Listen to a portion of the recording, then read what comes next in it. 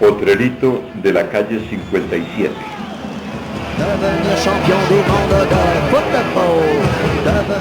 Tantas historias como personas que han pisado el Nemesio Camacho el Campín se podrían contar sobre este escenario deportivo, lugar en el que se han gestado memorables triunfos y que ha crecido lento pero firmemente junto con la pasión de todos aquellos que han encontrado en él un templo donde se unen y se reafirman como parte de una sociedad. Entonces, la delegación viajó a Berlín, a esos Juegos del 36, y Alberto Nariño Cheine llevó una idea ante el Comité Olímpico Internacional de crear unos juegos sectoriales que él llamaría Juegos Bolivarianos para los 5 o 6 países con Panamá que fueron liberados por Bolívar, de manera que esos juegos sirvieran como parte de la preparación y el fogueo de los deportistas de esta parte del mundo que pues tenían un deporte muy precario. El Comité Olímpico Internacional le aprobó en Alemania la idea y le entregó a Bogotá la sede. Cuando llegó Nariño Cheine se dio cuenta que no había nada en Bogotá. Tenía que empezar a trabajar, no había estadio, había un estadio que estaban terminando, el estadio de la Universidad Nacional. El resto eran canchas y con unas tribunas también muy pequeñas. Entonces empezó su tarea por construir para Bogotá un estadio. Tuvo el apoyo del alcalde en ese momento de Bogotá, que era Jorge Eliezer Gaitán. Gaitán se enfrentó a una cantidad de gente del consejo que no quería otro estadio para Bogotá porque decían que con el de la Universidad Nacional era suficiente.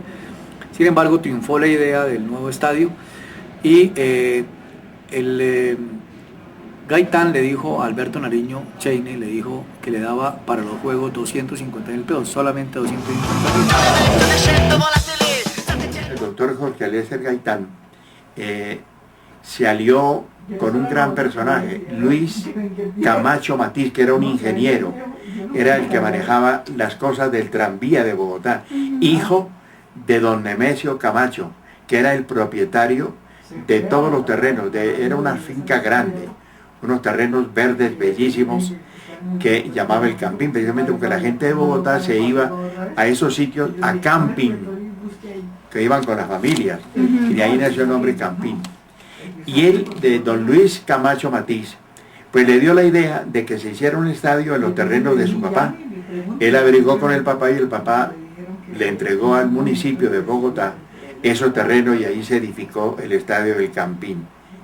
Gratuitamente, prácticamente lo regaló. Y por eso se llama Estadio Nemesio Camacho el Campín. La condición que pedían era que tuviera el nombre del abuelo de... Pero la exigencia fue del hijo. El Estadio del Campín se inauguró el 15 de agosto de 1938, con una ceremonia, hubo desfile, en fin, de los países participantes en los primeros Juegos Bolivarianos, y ahí se celebraron algunos partidos de fútbol y las competencias de atletismo de esos Juegos. Y la dirigencia y los gobernantes de la época determinan construir un estadio que se inauguró el 15 de agosto del 38 con motivo del primer juego de Colombia contra Ecuador. Perdió Colombia 2-1, el primer gol lo hizo Tomás Emilio Mier, y luego ya por esos años se jugaban algunos partidos en el Campín.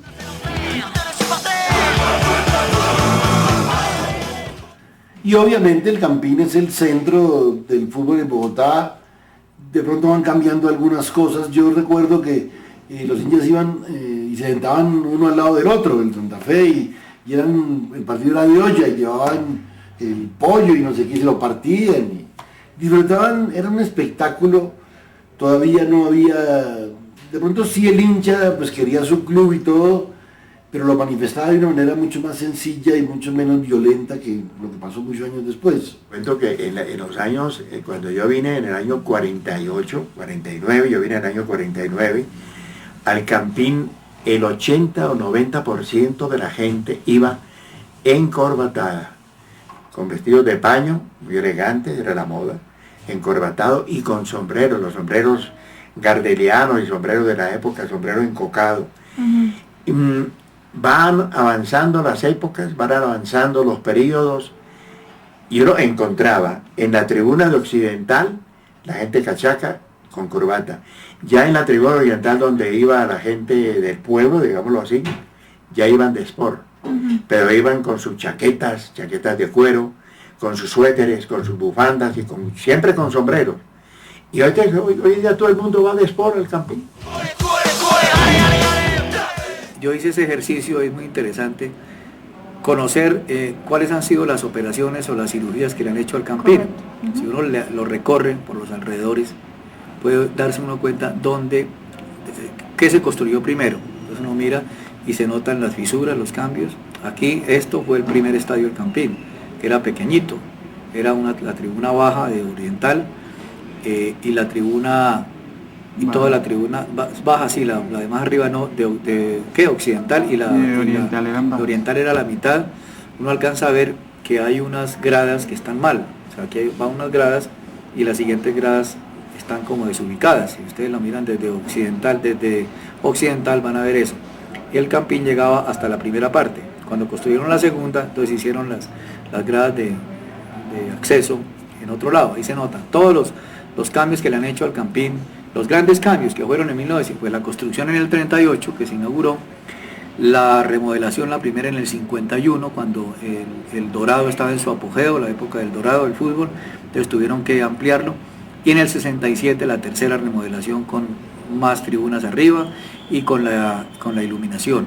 En el año 51 se hace la reinauguración del nuevo estadio El Campín, ya casi para las 40.000 personas. Me acuerdo que se hizo un doblete espectacular, el estadio se llenó y se advirtió en esa fecha, una fecha dominical, que a pesar de la ampliación del Campín, había gente que se quedó por fuera. Que acomodaron 40 y pico mil de personas y gente por fuera. El doblete fue Colombia con la selección del Paraguay, con paraguayos que estaban jugando en los equipos de fútbol profesional de Colombia y jugadores colombianos que estaban en diferentes equipos también. Y el partido de fondo lo hicieron las selecciones de Argentina y de Uruguay. Jugadores de Argentina que estaban en los equipos profesionales, no trajeron a ninguno, es que todos estaban acá. Y uruguayos también, todos estaban acá. Incluso había varios de la Copa Mundo del año 50 cuando derrotaron a Brasil en el Maracaná, que fue el estadio en ese entonces el más grande del mundo, 220.000 personas. Nosotros teníamos el Campín de 40. Miren ustedes la proporción. Me acuerdo de los marcadores. La selección del Paraguay le ganó a la selección de Colombia 4-2. Y el equipo de Argentina le ganó 7-1 a la selección del Uruguay.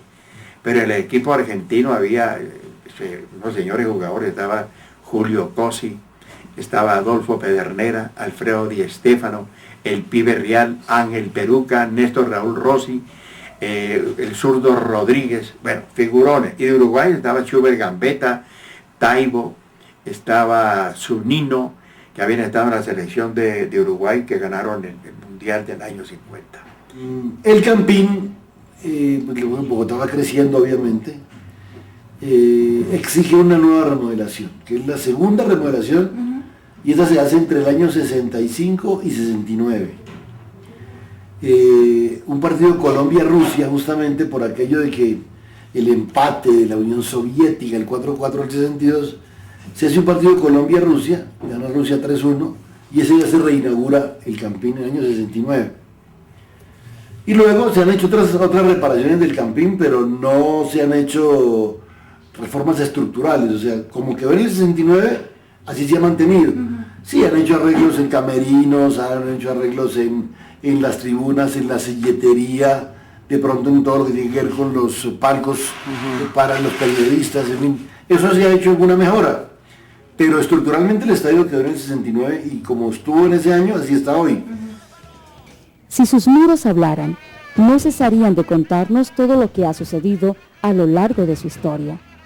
Nuestro trabajo pretende ser su intérprete, su vocero, y relatar un pasaje para muchos desconocido del crecimiento físico que ha tenido este escenario y todos aquellos que lo han visitado.